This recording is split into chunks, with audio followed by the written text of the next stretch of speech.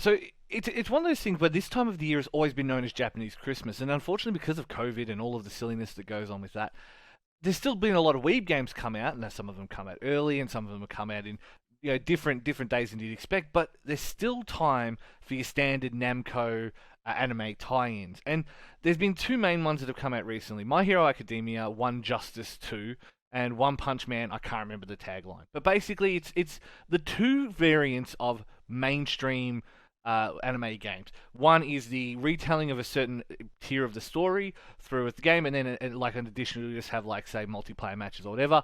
And then the other one is the Xenoverse thing. You insert your OC, you become a character in the world, and you make you exist in the universe. So I figured it was best to discuss kind of the pros and cons of those with someone who's recently gone through all of the Naruto games, which filled very much into that first category. Jamie, thank you for joining me to Hello. discuss, I guess, anime like tie-in games. I don't know what are we Yeah. calling this. I mean, I guess it's kind of the way to call them Yeah. because we don't really see a lot of any other types of these games. We Mm. see like I want to say nearly every major Shonen Jump franchise becomes one of these games. Like you've got Dragon Ball's probably the most famous one, but you also got One Piece, One Punch Man, My Hero Academia, JoJo's Bizarre Adventure, Naruto, obviously, and then there's things like Black Clover. I want to say Gintama sort of turned into one at one point. And then you've got obviously the kind of Shonen Jump crossover games, like you've got your Jump Forces and your J Star Victory Versus.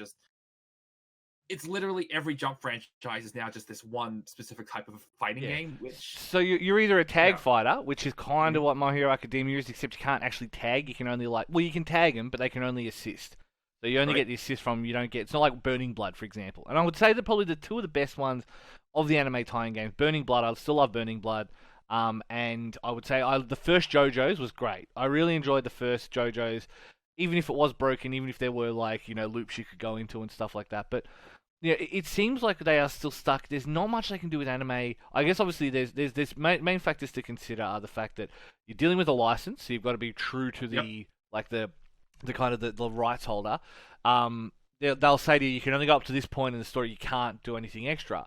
And then like realistically, what other type of game could you expect from one? I mean, Dragon Ball's got an interesting thing where Fighter Z has its own universe, but even then, they tried to like rush that out the door and then kill off its community to bring out Jump Force. You know what I mean? Like, it Mm. seems like they don't know what to do. And the only other type I can think of like main three kind of anime tie-in game is the Muso game. And One Piece one comes out in what 3 weeks, 2 weeks? So It's already out. is it? Oh yeah, that's Yep. right. It came out early. That's right. Yeah, yeah. So, um, which of those do you prefer the most? Like, which of those have you had the most fun with out of, I Well, guess, of the three types of main anime tie-ins? honestly, I prefer Muso games because I'm just a kind of a fan of that particular style of genre, and because it tends to focus in on. It's not only just a good game, but also they do a relatively good job of kind of retelling the story. It's not like the best way to experience.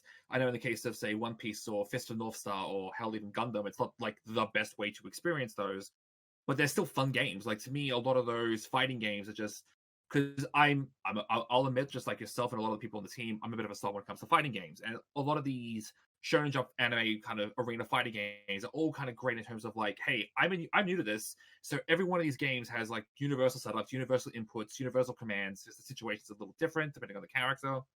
But to me, it's like there's only so much you can do with that. At least with the Muso stuff, it just feels like there's maybe a little bit more, and maybe in terms of the franchise, it kind of fits a little bit better. Like to me, there's kind of the amatic energy to Pirate Warriors that I really like because that's kind of One Piece in a nutshell. Well, it's got to be said that the One Piece games, obviously, you have the advantage of being, I guess, there's a lot of enemies on screen, so you can do these big battles that happen and stuff like that. And you can always just fill it with Yep. Marines. Worst comes, you fill it with random pirates, you fill it with random Marines, and it's fine. And then you just have Hawkeye or whoever show up.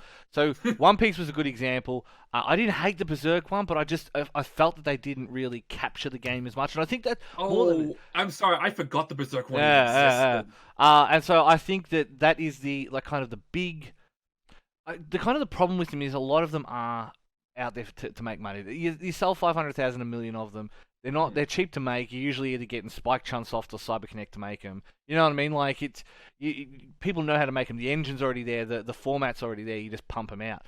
Sometimes they get that. Sometimes they go a different way. Like Fighter Z is just genuinely a good game. There are good ones, but I don't know. It seems more and more it seems lazy. And I think the other problem as well is a lot of people have in their minds that there's a big crossover between anime and games. And I think the Japanese games are inherently different mindset to anime, like in general, even if they share obviously a lot of art styles and a lot of that kind of stuff. I just think that transplanting an anime across is, dare I say, lazy? I don't know. A little bit, like I guess in some ways it's just like, okay, you've got a lot of voice acting, you've got kind of a lot of kind of reference in terms of animation, but I guess kind of the way those games work for me is I think you need to make a spectacle out of it. Yeah. Like one of the things I really like about Naruto is that they do a really good job of kind of retelling that story. Like I think I've talked about it in a previous episode. Like I've never really read much of the manga or watched much of the anime. Like most of my experience is playing Ultimate Ninja Storm, and to me that does a decent job of just retelling that story and making it kind of a big theatrical thing where they've got kind of cutaways, they've got kind of these amazingly beautiful supers that they can only really replicate if they're basing it off the anime, if that makes any sense. That's probably the problem when it comes to, I don't know, how do I say it, when it comes to a lot of them. Is it just lazy? It just seems like My Hero Academia does a similar thing, right? So, for example, you have one My Hero Academia, it does like a little 30-second fucking PowerPoint of everything with sound bites over the top and occasional clips and stuff. God, It's yep. not fully acted, fully done cutscenes. And similar to One Punch, where you show up to random things. You go, oh, go to this guy, talk to that guy. You'll unlock this move. You talk to Silverfang, and you'll get extra moves, all that kind of stuff. So like there's plenty of ways that the games just don't capitalize on or don't do a good enough job of it. And I get that not every game is going to have the budget or the everything behind it, but I don't know. It strikes me that the last few haven't been great. Pirate Warriors is probably the biggest one that I'm looking forward to, and I should probably play it at some point. Have you had much chance to play it? Yeah, I've played it. I've beaten one of the arcs, and it's fine. But I like One Piece, and I know that story pretty much at this point. I know that story, so it's like I'm just trying to get to the new stuff that hasn't really been covered by previous games before. So Well, you're actually ahead of me, so like, because I guess that's the problem. The reason I don't want to play 4 is because I'm not up to date on the manga, and I'm pretty sure it's going to go at least past Mama, past Mama. No, so that's the kind of the thing with Pirate Warriors 4 is that Yeah. it like canon wise it goes up to Whole Cake Island, and then Right. Okay. once it goes to Wano, it becomes the original story because Wano's still going. Yeah, that's what I was gonna say. Because it's got the anime problem. It's the anime to manga problem where it's like we're ahead of you now. How do we do this? And I guess that's one way to kind of fix that problem. Anyway, I mean, yeah.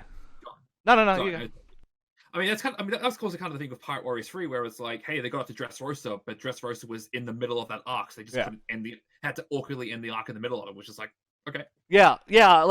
So I don't know. I'm still not sold that these yearly pump out games are great, but that said, I'm still super keen for Pirate Warriors. So what do I know? Maybe I'm a hypocrite. Thank you, Jamie. Thank you for joining me. And I guess that is it for now. Go play Weeb games. I mean, I don't know what else there is to say.